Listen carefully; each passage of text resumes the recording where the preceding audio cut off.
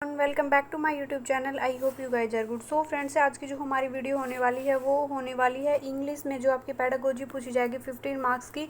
और 15 मार्क्स का यानी कि आपको कंटेंट पूछा जाएगा जिसमें आपका पैसेज जाएगा। तो फ्रेंड्स, आप 15 नंबर की जो पेडागोजी है उसको जो है वो किस तरीके से ईजिली जो है वो आप सोल्व कर सकते हैं। यानी कि मैं गारंटी देती हूँ इस वीडियो को देखने के बाद जो है वो आपके 15 में से 13 मार्क्स, अगर किसी बच्चे ने आज तक जो है वो अभी तक जो CDP इंग्लिश की जो पढ़ी भी नहीं, वो भी जो है वो आराम से 12 से 13 मार्क्स की मैं गारंटी देती हूँ वो ले सकता है। तो आपको वीडियो को बिल्कुल भी स्किप नहीं करना है। वीडियो मैंने इंग्लिश पेडागोजी की जो है वो टैग वर्ड इसीलिए बचा के रखे थे क्योंकि आपको बार बार जो है वो रिवाइज ना करना पड़े। आज अगर आप इस वीडियो को देख लेते और एक बार फिर जो है वो कल देख लेंगे तो आपका अच्छे से जो रिवाइज हो जाएगा। इसके बाद आपको इंग्लिश पेडागोजी पढ़ने की कोई ज़रूरत नहीं है।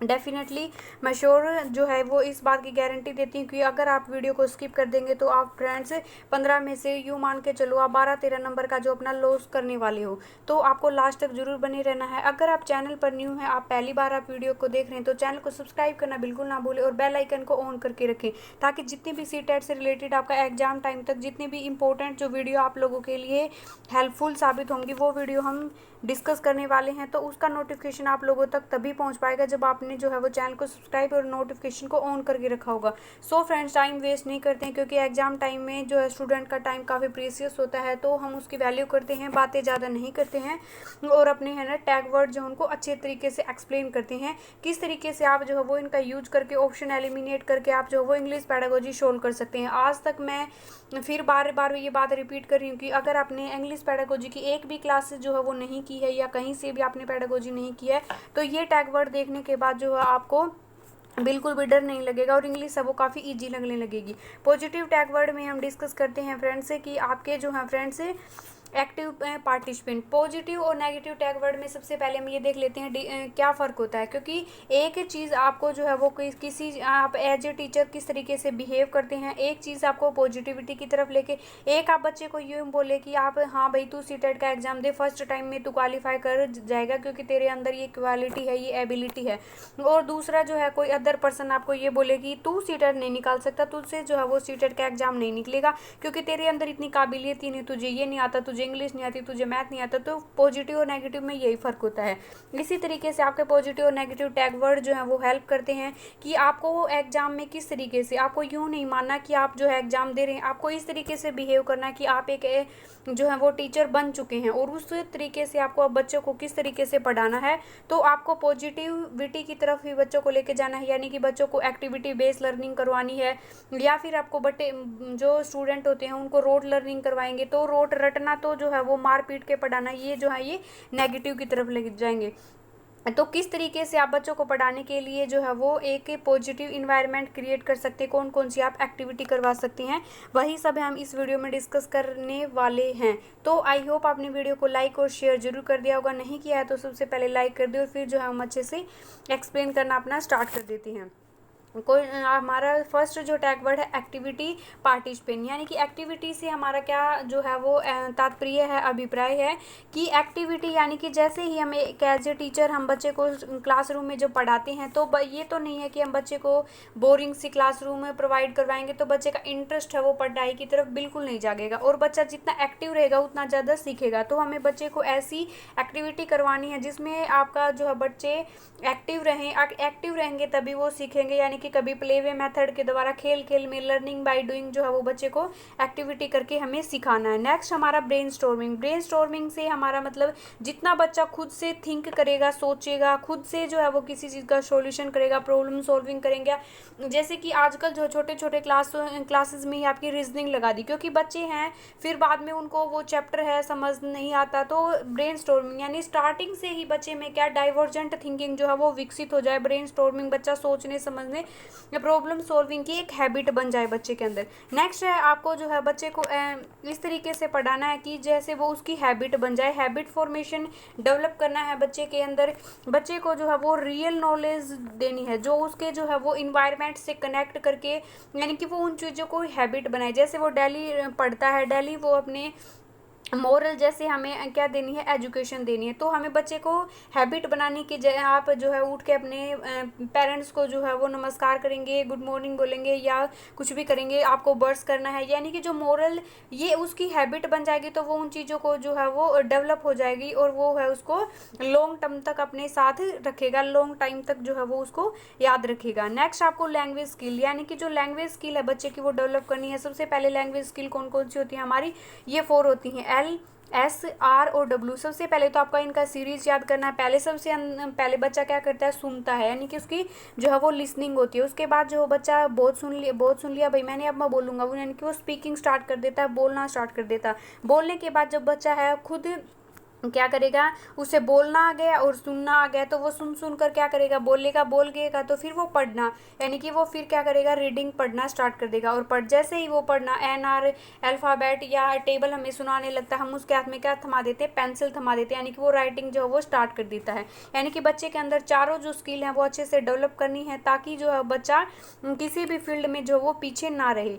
नेक्स्ट है हमारा मोस्ट इंपॉर्टेंट, स्टार लगा लो, आपको NEP 2020 हो गया, आपका NCFRT एक्ट 2009 हो गया, यानी कि वो किसकी जो सिफारिश करते हैं, किस पे इम्पेसाइज करते हैं, बल देते हैं कि आपका चाइल्ड सेंटर एजुकेशन होनी चाहिए। बच्चे की जो है चाइल्ड सेंटर जब हम लर्निंग कराएंगे, यानी कि चाइल्ड सेंटर लर्निंग से हमारा जो अभिप्राय जो है वो तात्पर्य क्या है, बाल केंद्रित। हम दोनों ही लैंग्वेज में सीखेंगे क्योंकि कई बच्चों की इंग्लिश है वो इतनी वीक होती है कि वो अच्छे से समझ, अगर हम उसे हम हिंदी से कनेक्ट करके समझाएंगे तो वो उन चीज़ों को अच्छे से समझ जाएंगे। हमारा मकसद ये यहाँ कोई विद्वान बनना कि मेरे को इंग्लिश आती है नहीं आती वो बताना नहीं, बच्चा किस तरीके से अच्छे से समझ पाता है, हमें उस लैंग्वेज का जो है वो यूज करना चाहिए। अगर हमें जो लैंग्वेज आती है और जो लैंग्वेज हमें नहीं आती, उन दोनों के बीच अगर हम बैलेंस बनाएंगे तो वो दोनों ही लैंग्वेज हमें ईजी लगने लगेंगी। चाइल्ड सेंटर हमें बच्चे की जो रुचि होती है, योग्यताएं होती हैं, उनके अकॉर्डिंग, यानी कि बच्चे का इंटरेस्ट के अकॉर्डिंग हमें पढ़ाना चाहिए। ये नहीं कि टीचर का जो मन किया मार पीट के बच्चे को जो है डरा धमका के पढ़ा दिया, ऐसा नहीं होना चाहिए। नेक्स्ट है मल्टी लिंग्वल जो अप्रोच है, यानी कि ना कि हमें एक मेथड का जो घिसा पिटा एक मेथड होता है उसका यूज करना चाहिए। कभी बच्चे को लर्निंग बाय डूइंग, कभी खेल खेल में, कभी जो एक्टिविटी, कभी पोएम के द्वारा, तो इस तरीके से कभी फील्ड ट्रिप करके जो है हमें बच्चे को समझाना चाहिए। और ना ही हमें एक जो है वो लैंग्वेज का यूज करना चाहिए, हमें मल्टी लैंग्वेज का जो है वो यूज करना चाहिए, मल्टी अप्रोच का यूज करना चाहिए। नेक्स्ट है इंक्लूसिव एजुकेशन। इंक्लूसिव एजुकेशन सबसे पहले हम देखते हैं कि होती क्या है। इंक्लूसिव एजुकेशन होती है आपकी समावेशी शिक्षा। समावेशी शिक्षा का मतलब जब सामान्य बच्चे और जो हैं थोड़े से जो वो डिसेबल्ड बच्चे हो गए, जैसे जिसको अधिगम जो विकार होते हैं, या फिर जो है वो उनका IQ लेवल कम होता है, या फिजिकली उनको कोई प्रॉब्लम होती है, यानी कि जो दिव्यांग जो स्टूडेंट होते हैं और जो सामान्य बच्चे, उन सभी को एक साथ एक ही क्लासरूम में एक ही मेथड के द्वारा जब हम शिक्षा उसको एजुकेशन देते हैं तो वो क्या हो जाती है, आपकी इंक्लूसिव एजुकेशन। तो हमें इंक्लूसिव एजुकेशन को, आपका NEP 2020 हो गया, आपका NCF है, ये सभी उसकी चीज़ को प्रमोट करते हैं। इनकरेजमेंट, सबसे ज़्यादा बच्चे को हमें क्या देना चाहिए, प्रोत्साहन देना चाहिए उसे। इंटरनल और एक्सटर्नल जब हम मोटिवेशन देते हैं, इनकरेज करते हैं किसी कार्य को करने के लिए, तो बच्चा जो है वो जल्दी से जल्दी उन चीज़ों को सीख लेता है, अचीव कर लेता है। नेक्स्ट क्रिएटिव थिंकिंग, बच्चे के अंदर जो हमें क्रिएटिविटी को डेवलप करना है, यानी कि जो है वेस्ट से हम बेस्ट बच्चे को किस तरीके से कि इस तरीके की जो चिंतन हमें थिंकिंग है हमें विकसित करनी है बच्चे के अंदर। नेक्स्ट है कनेक्ट विद रियल लाइफ, यानी कि जो नॉलेज है, जो क्लासरूम का जो हमारा ज्ञान है, एजुकेशन है, वो उसको हमें रियल जो हमारी जो ज्ञान होता है, रियल जो हमारी लाइफ होती है उससे कनेक्ट करके जब हम चीज़ों को पढ़ाएंगे, समझाएंगे तो बच्चा वो ज़्यादा समझ पाएगा। जैसे पौधे का हमें टॉपिक पढ़ाना है, तो अगर हम पौधे को उसको ले जाकर, या बच्चा खुद से जब उस चीज़ को उगाएगा, उसको देखेगा किस तरीके से बीज होती है, किस तरीके से पौधे पे मिट्टी को जो है वो जुताई की जाती है, किस तरीके से पौधे उगाए जाते हैं, तो उनको कनेक्ट करके रियल लाइफ से समझाना चाहिए। Sorry guys. नेक्स्ट है पॉजिटिव टैग वर्ड में हमारा इंटीग्रेटेड, यानी लर्निंग, सभी बच्चों को एकीकृत के माध्यम से, यानी कि एक अलग अलग जो है ग्रुप में डिवाइड करके जो हमें शिक्षा नहीं देनी चाहिए। रेमेडियल टीचिंग का जो हमें यूज करना चाहिए, रेमेडियल टीचिंग का हम यूज करेंगे क्योंकि बच्चे को हमें क्या क्या दिक्कत आ रही है, किस मेथड को हम और ज़्यादा बेटर जो है मेथड से पढ़ा सकते हैं, क्या हम TLM यूज करके जो है वो बच्चे को जो है वो इंटरेस्ट को अच्छे से क्रिएट कर सकते हैं। और उन सभी के बाद भी जो बच्चे को प्रॉब्लम आती है, उन सभी का जो है वो रेमेडियल टीचिंग के द्वारा हम उनका उपचार करते हैं, निदान करते हैं। नेक्स्ट है एक्टिविटी बेस, यानी कि बच्चा जितना एक्टिव रहेगा, एक्टिविटी करेगा, उतना ज़्यादा जो वो सीखेगा। नेक्स्ट है लर्निंग बाय डूइंग, यानी कि बच्चे को करके सिखाने पर फोकस देना चाहिए। रीइंफोर्समेंट, समय समय पर टाइम टाइम पर बच्चे को रीइंफोर्समेंट यानी कि उसको पुनर्बलन जो है वो देना चाहिए।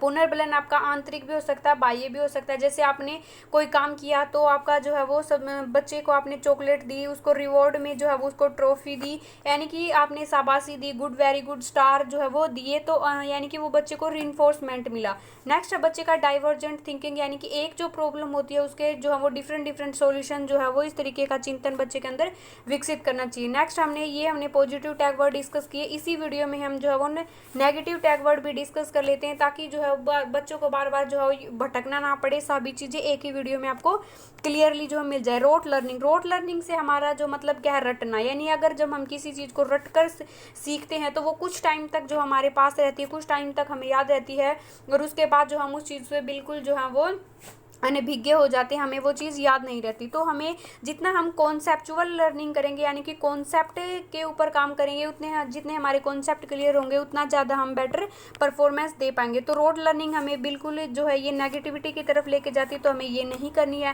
टेक्स्ट बुक और टीचर सेंटर्ड हमें लर्निंग नहीं करनी है, क्योंकि टीचर का जब मन किया या बुक जिस तरीके से है वैसे मार पीट के बच्चे को पढ़ा दिया, ऐसा नहीं है।